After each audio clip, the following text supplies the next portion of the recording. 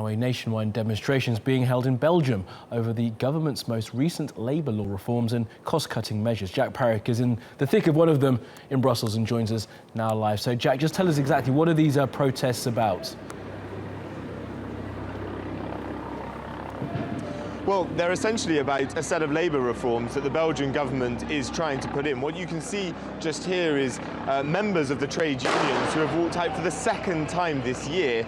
The last protest was around 60,000, and I'd estimate that about the same amount of people turned up today. It's now dissipating, but they're essentially protesting against a set of reforms that the government wants to put in place, which include the extension of the maximum working week from 37 hours to 45 hours, the extension of the retirement age from 65 to 67, and increased VAT. They say that their families cannot hold it, but the Belgian government says that slow growth in this country, as we've seen across the rest of Europe as well, needs to be boosted, and that the labour market needs to be re-energised. And Jack, of course, these are measures that will need to be brought in if the government is to try and sort out its economy. But this is just the latest in a series of wider actions by trade unions there in Belgium, isn't it?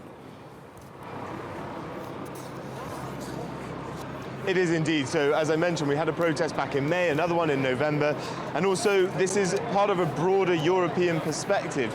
In France, they've had a series of very, very intense clashes with police often over labour reform measures.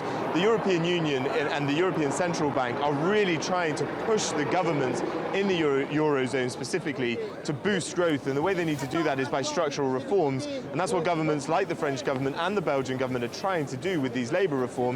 But in countries that have strong unions, like France and Belgium, they're struggling with strong protests. We've seen here today the city of Brussels has been pretty much closed down transport-wise due to these demonstrations, and the demonstrators say that they will continue until the government backs off from these proposals. OK, Jack, for now in Brussels, thank you.